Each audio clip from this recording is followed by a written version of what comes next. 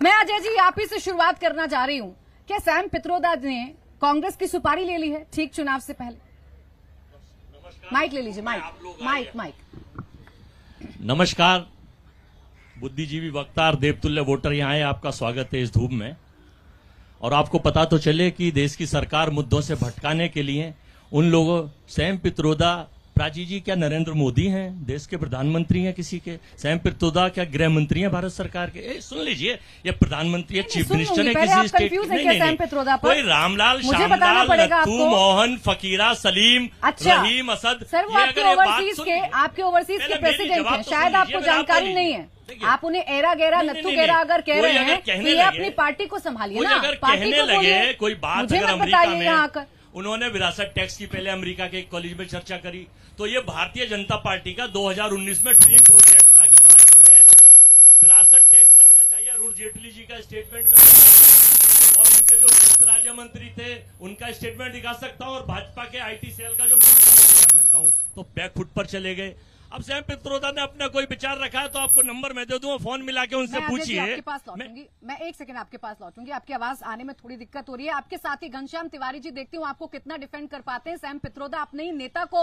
आप थोड़ा एरा गैरा नत्थू गैरा वाली कैटेगरी में रख रहे हैं। मुद्दों की बात आ गई, बिल्कुल आएगी सर, आपके पास आएगी। टेक्निकल प्रॉब्लम हो सकती है, एरर हो सकता है। अब इसे भी आप विक्टिम कार्ड खेल रहे हैं तो खेल लीजिए, कोई दिक्कत नहीं है। पूरा देश देखता है ना, दिक्कत नहीं, हमें लोग बताते हैं। घनश्याम तिवारी जी, अब सवाल मेरा ये है कि ऐसे मसलों पर इंडिया अलायंस के जो पार्टनर हैं वो क्यों नहीं आईना दिखा रहे हैं कांग्रेस को? वो क्यों नहीं कह रहे हैं कि भाई कार्रवाई तो करिए इन पर जो अपने देश को बांट रहे हैं?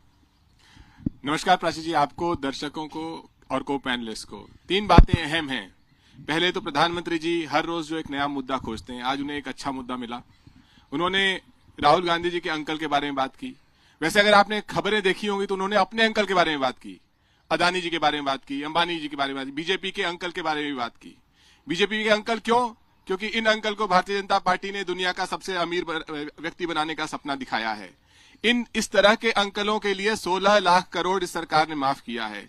इस तरह के अंकलों से भारतीय जनता पार्टी का खजाना भरा है। 13,000 करोड़ का चंदा महज 10 साल में भारतीय जनता पार्टी ने जमा किया है। और मीडिया रिपोर्ट कहती है कि 80,000 करोड़ जमा करके अपने ऑफिसों पे कहा है। इन सब के अलग इतर जो सैम पित्रोदा ने कहा है वो बिल्कुल बेवकूफी भरी बात है। उससे कोई इत्तेफाक नहीं रखता, भारत के लोग इत्तेफाक नहीं रखते। मैं स्वयं भारत के अलग अलग राज्यों में पला बड़ा हूं, मेरे फादर एयरफोर्स में काम करते रहे हैं। और जो देश में जहां पर भी है वो भारतीय है, पूरी रूप से भारतीय है। और जो इस चीज को नहीं समझ पाया उसकी समझ की दिक्कत है, उसके बात करने के तरीके की दिक्कत है। हमारा अलायंस इंडिया अलायंस है। इंडिया अलायंस कहता है कि देश के हर युवा को, चाहे वो नॉर्थ ईस्ट का युवा हो, बिहार का युवा हो, जम्मू कश्मीर का युवा हो, गुजरात का युवा हो, हर युवा के लिए पहली नौकरी की गारंटी है। हमारा अलायंस कहता है कि देश के हर किसान को एमएसपी की गारंटी है। हमारा अलायंस कहता है कि देश की हर बेटी उसे 1 लाख रुपए मिलेंगे और वो ब्रजभूषण शरण सिंह, प्रज्वल रेवन्ना जैसे लोगों से लड़ेगी, चाहे भारतीय जनता पार्टी उनके साथ खड़ी हो, चाहे स्मृति ईरानी उनके साथ खड़ी हो, चाहे प्रधानमंत्री उनके साथ खड़ी हो। हमारा अलायंस कहता है कि हम देश के संविधान को मजबूत करेंगे। ये हमारे अलायंस का एजेंडा है। जो सैम पित्रोदा ने कहा है वो हमारे अलायंस का एजेंडा नहीं है, वो बेतुकी बात है। ऐसा क्यों होता है लेकिन घनश्याम तिवारी जी, देश के इतने महत्वपूर्ण मुद्दों पर जब डिबेट होता है तभी आप लोग बोलते हैं। मैंने इतना आप लोगों की टाइमलाइन को जाके खंगाला, आपके नेताओं के बयानों को सर्च किया कि मैं देख पाऊं कि किसी ने तो खंडन किया हो, ताकि मैं यहां बोल पाऊं कि देखिए समाजवादी पार्टी ने तो खंडन कर दिया, आपके नेताओं ने खंडन कर दिया। देखिए, अगर आप में से कोई भी देखेगा, आज की खबर देखेगा, इंडिया टीवी भी देखेगा, तो आप देखेंगे कि स्वयं जयराम रमेश ने तुरंत खंडन कर दिया। हिंदी में भी किया, इंग्लिश में भी किया।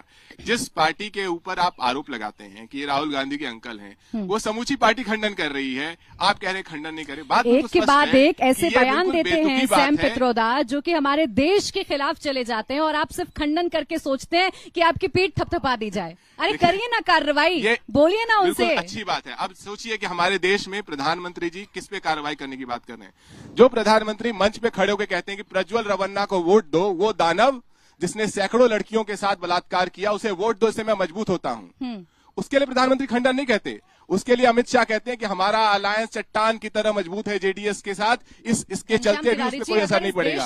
आप चाहते हैं कि एक बेतुकी बात के लिए तो हम खंडन करें। बेटी के साथ हुई ज्यादती को अगर आप उठाएंगे, आप प्रधानमंत्री से सवाल पूछेंगे तो मैं आपकी आवाज में आवाज मिलाऊंगी, लेकिन जब आप इस देश के लोगों को उनके रंग, उनके नस्ल को लेकर बांटेंगे और उन्हें अफ्रीका और चाइना से तुलना कर देंगे तो मुझे आपसे सवाल पूछने पड़ेंगे। ये बेतुकी बिल्कुल सर, ये आपको इंतजार नहीं करना पड़ता कि 5 बजे मुकाबला शो होगा इंडिया टीवी पर, आप तब आकर खंडन करेंगे। आपको इंतजार नहीं करना पड़ता। अगर इतनी बेवकूफी वाली बात बोलने से पहले मैं खंडन नहीं कर सकता ना, उनके बोलने के बाद ही खंडन किया जा सकता है। तो सर सुबह बोल दिया था, दोपहर बोल दिया था उन्होंने, उसके शाम बाद से हो गई, 5 बज गए हर सर। कोई खंडन कर रहा है।